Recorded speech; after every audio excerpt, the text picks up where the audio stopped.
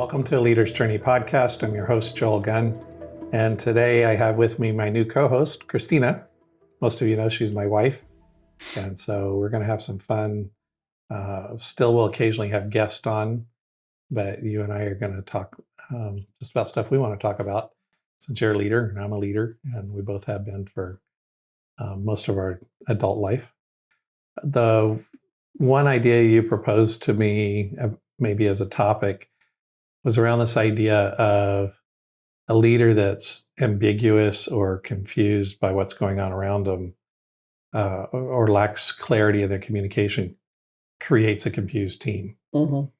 What were your thoughts on that?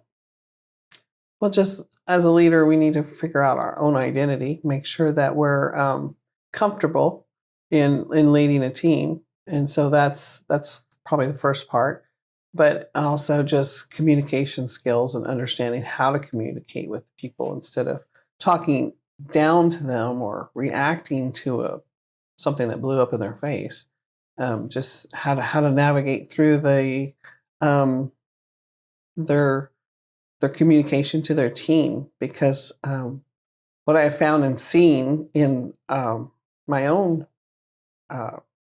leadership time is that when leaders react, the rest of the team just kind of flutters and doesn't know, okay, she's mad or she's upset, or where do I go from here, or what are we supposed to be doing? I just talked to a leader today about an organization that seemed to be at the top a little bit more stressed out, and how we could feel it all the way down through different levels of the organization. Mm-hmm. And how that look appeared to be different now.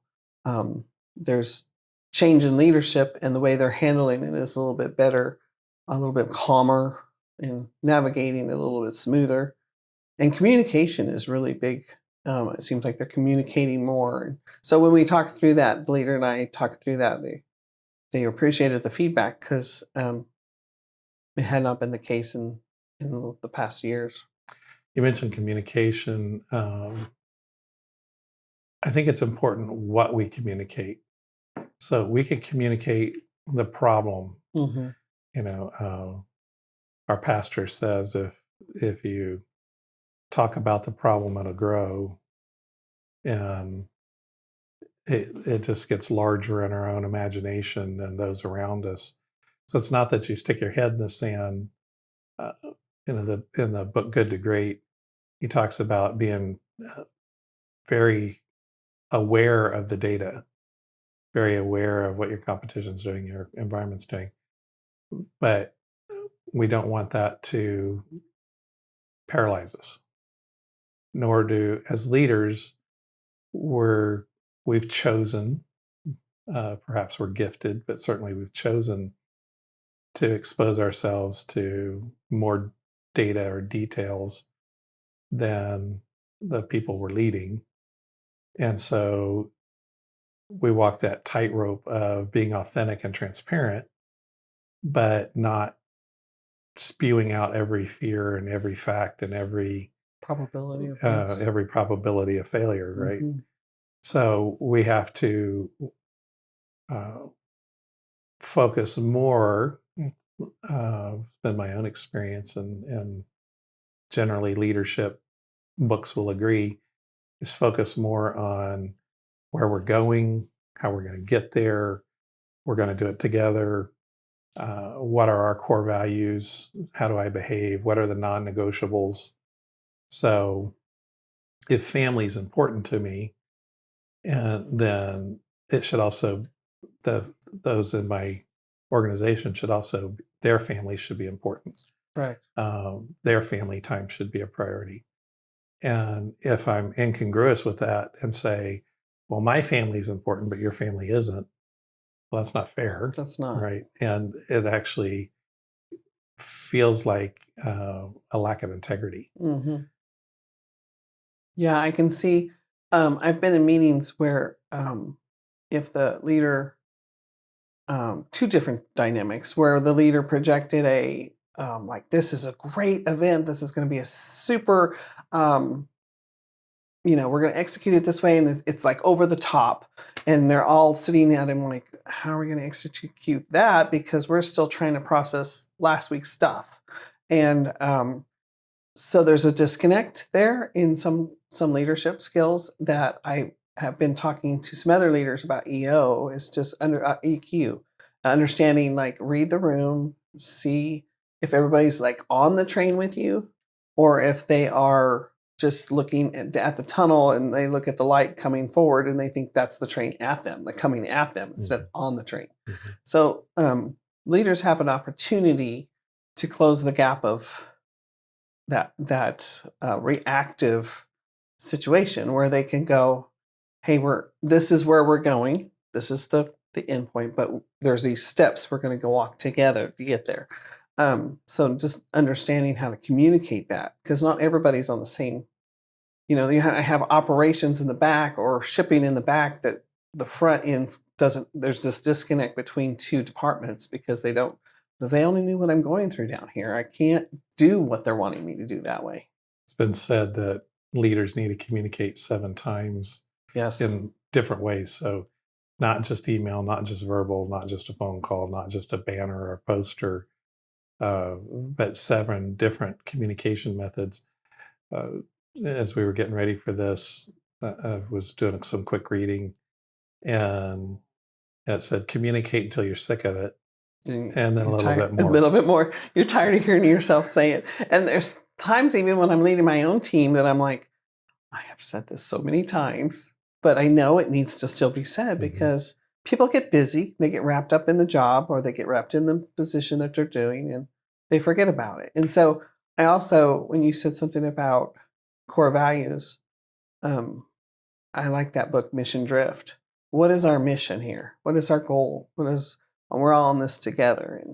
And in that book, it talks about getting sidetracked with all these other exciting things. Someone, you have a CEO or a business owner come and say, there's this new technology, and we're running with AI, and we're going to animate everything and automate everything. And the next thing you know, everybody at the room's going, I don't know what, this isn't going to work right now, because we're still trying to process some stuff.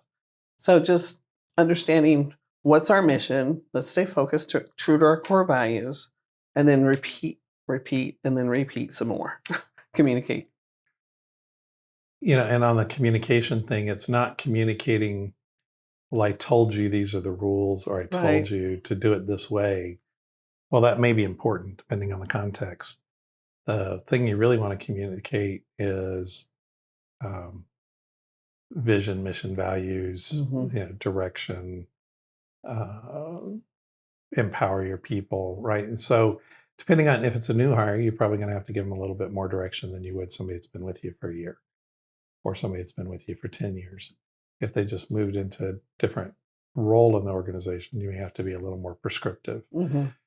But so the communication isn't just to say, well, check the box, that's number 7 communication. It's got to be heartfelt, purposeful, and again, giving people, you want to have that thread of hope in there if it's bad news, right? Right. Don't lie and don't fabricate. Do be honest about, hey, we're really faced with some tough competition, or cash is really tight. Whatever the reality is, this product's not working well. We need to improve the quality or the output or whatever. But you want to be hopeful at the same time. And you actually said that word when we were talking about this topic the other day. I think it's more than a nuance. It's a really important crux of, as leaders, we want to carry hope. We want to carry that hope, at least the tone of it. We don't necessarily have to use the word. Although I found myself in some challenging situations in recent years where, okay, well, the truth is, it really is this bad. Because you've got intelligent people you're working with.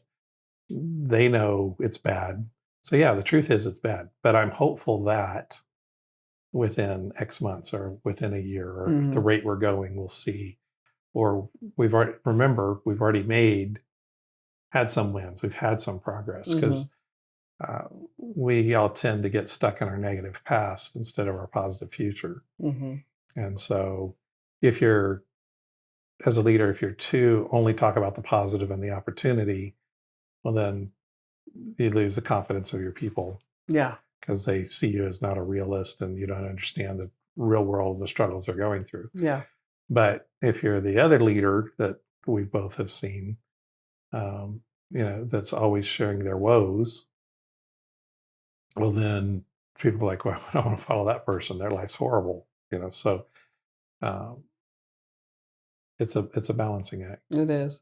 And I was just listening to a podcast earlier that she was talking about courage. You can be courage or you can be a coward.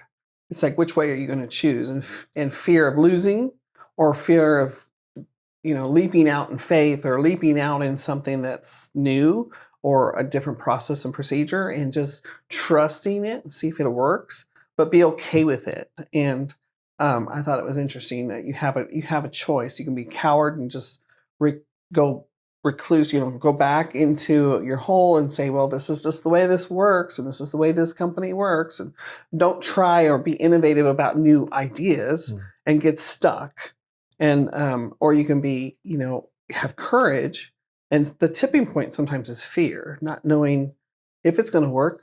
And that's why it's a leap of faith or leap of courage.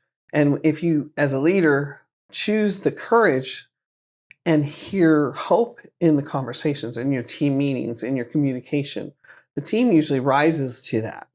Where if you're always down, Debbie Downer, you're always, woe is me, it is not working, then the team will also follow that. So it's really a tipping point of which way you want the lead.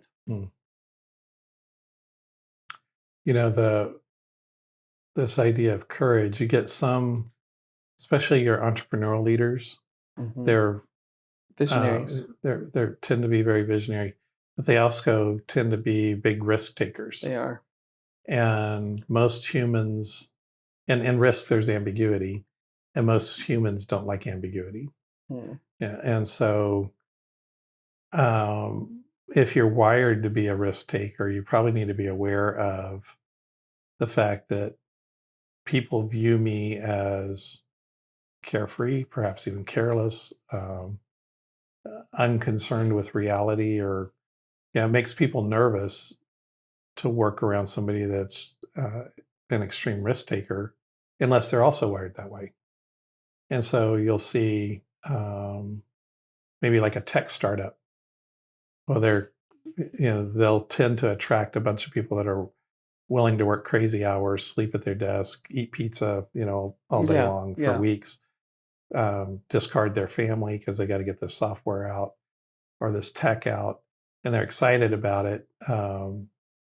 They may tend to be more risk oriented, but then you try to move that into a sustainable business, and a lot of those risk takers will move on to the next risky thing. Yeah. And then you bring in people behind you that are looking for more stability, because that is the majority of people are looking for more stability.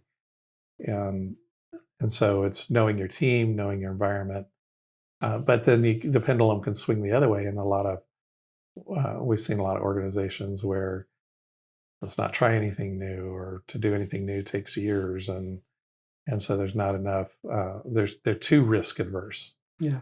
Right. And so I think it's be aware of the seasons, but as a leader, you've got to recharge and recenter yourself. Right. Right.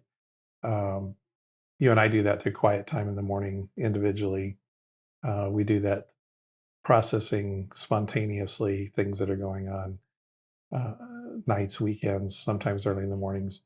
But we've got to, as leaders, we've got to step away from the noise. So if we just let ourselves drown in the noise, then we don't have any different perspectives than those we're leading. Right. Yeah. Self-care as a leader is very important. Self-awareness and understanding if I'm getting too wrapped up emotionally. I talked to a couple of my team members right now, and just listening to those that know I'm marketplace chaplains. And so one of my chaplains she's on her way to be a coach, and she was on one day, the employees were like, "I'm so glad you're here. This is great." And like the next week, it's like everything's falling apart and everything's going crazy and people are arguing and fighting and whatever they're going through. And she's like, Christina, it's like they were great and now they're not. What's going on? And so as we navigated through her conversation, I realized she was getting in the weeds of their problems instead of just being there to listen and listen to the person, And so sometimes we just need to listen to people at around our tables and say, how are you processing this? Are you doing well? If you're not, we need to step back and take a sabbatical or go out and take a fresh air outside, just get a new perspective. So that's something that I personally have been doing myself, and I'm encouraging my chaplains. I said, don't send me an email or a text that you're going out of town because I won't remember that you're doing that. Send me a calendar invite so I know to leave you alone and not call you on a crisis while you're out of town, and respect your time away so you can recharge and come back better. And so I'm trying to do the same. I'm practicing the same thing. Like, I'm out of town. Here's a calendar invite so you know where I'm at. And we're all working on navigating our personal time so we can process stuff with our family, enjoy moments and precious times together. That's far and few between. Just before we started the recording, you were talking about the word conviction and how it's been said that leaders need to lead with conviction. And you're like, it almost feels like too churchy of a phrase. As you got to think about it, do you have any additional thoughts on like conviction versus stubbornness? Or what were your thoughts around the word conviction? I think conviction for myself is my core. What is my core values won't let me do or say or go to, where a conviction can be, like you said, churchy, where you will not do this. This is mandated. Oh, so you're thinking convicted. Well, no, like versus like convicting you. Condescending, right? So people have a tendency of, this is my conviction; it should be yours. And that's not necessarily always going to be the same. It even, I think it was over the period of years, that you've had bosses that say, come in, tell me what you think and be candid. Just remember, you still work. I have the ultimate say in the deal. And I think I appreciated hearing that from some of your bosses that let you speak candidly, even though if you didn't agree with them, but in the meeting, this is how we're going to go. So privately, you can have your own conviction, like with a leader, and say, this is, I don't feel good about this. I don't feel like this is the right route. But if this is the way you think we should go, I'll go that way. So just being able to voice your convictions, like, I don't feel good about this. I don't think this idea will work. But I'm a team player, and I'll be able to go, that way. Yeah, and I think I would define conviction as kind of what are those non-negotiable things. Like I had a boss decades ago that asked me to violate international law. Obviously, he didn't know me that well. No. Yeah, and to him, it's just a small thing. Yeah, it's not a big deal. And you're not going to get caught. And he's right; it wasn't a big deal. But that just wasn't something I was comfortable with. And so he basically said if I didn't do it, I was going to pay the consequences, be fired, whatever. Sure. I didn't do it. There was a supplier involved, and they overheard the conversation, and they're like, well, we'll do it for you. And I'm like, no, I'm not asking you to do that for me. But to them, it wasn't a matter of ethics or whatever, because they dealt in international trade, and they're like, oh, that's a small thing. It happens all the time. Right. But for me, it was a big non-negotiable. a direction I wasn't willing to go. Yeah. And interestingly enough, within a year or so, he was found to be embezzling money, and so it wasn't good. So like conviction for me, like I'm a real estate agent as well, and so some of my early training was as you are ethically leading to be, a realtor or be a real estate agent, these are some ethics that the state, or this is some ethics and things that you should be aware of that you shouldn't do. It's crossing the line, basically. Mm. And one of them is crossing signs. And I know there's been times that when I say crossing signs, like I'm a real estate agent for one company and another person has a house for sale with a different company. I should not go knock on that door and say, you should be signing with me because they're not going to lead you right. That's crossing signs. And it's stuck with me about, just the ethical, the right thing to do. I shouldn't be taking someone else's business when they rightfully got the sign in the yard. Mm-hmm. And so it's almost carried that same concept into different leadership aspects. Yeah, and I think if we're open to somebody disagreeing with us and to changing our mind, that shows a level of humility. But we can still lead with conviction. So there's certain things I wouldn't do, but I don't judge other people for doing that. There's probably things I do, like I've allowed, different times in my life to eat a large bowl of ice cream every night. Well, I have friends that are health nuts and they're like, oh my God, I could never do that, right? Yeah. Their conviction is they wouldn't do that. And yet we're still friends. Right. Right. So I use that as a fun kind of extreme example, but it's possible for me to believe very strongly about something. And if I'm secure in that belief, I ought to be open to somebody disagreeing with me. And being okay with it. And whether that's a peer, a boss, a subordinate, a stranger, that's just, I think it's a level of maturity. It and is. certainly as leaders, we need to model that in this world because our world's just crazy, chaotic right now. Everybody wants their way, wants everybody else to do it their way. Right. If you don't believe the way I believe, I'm going to unfriend you or ostracize you on social media or Right. whatever. And so just with all the noise, conviction actually will bring clarity. There's no doubt. My kids used to give me a hard time when they were younger about, well, we know what dad's going to eat when he goes to that restaurant. Because I go to a restaurant, I find something I enjoy there, and that's why I go to that restaurant, to enjoy that. Yeah. And it's a simple example, but there was no lack of clarity for them about what dad's going to order when we go to that restaurant. Right. And so as we lead and we know who we are, what our identity is, what values, what matters to us, and we lead with that conviction, that transparency of this is how I'm wired, who I am. Right. Whether people agree with you or not, they appreciate the fact that they know who's going to show up. Right. Is crazy boss going to show up or sane boss going to show up? Right. Not saying that boss can't have a bad day, but there are literally some people you don't know which way the wind's going to blow. Right. In any given moment, and so people hold back. And I've seen that in organizations I've consulted, organizations I've worked in, when they're not sure if they're going to get praised, chewed out, or stabbed in the back. It's just, well, let me put up my defenses and just participate as little as possible. Yeah. Disengage, which is at an all-time high, at least in the last several decades.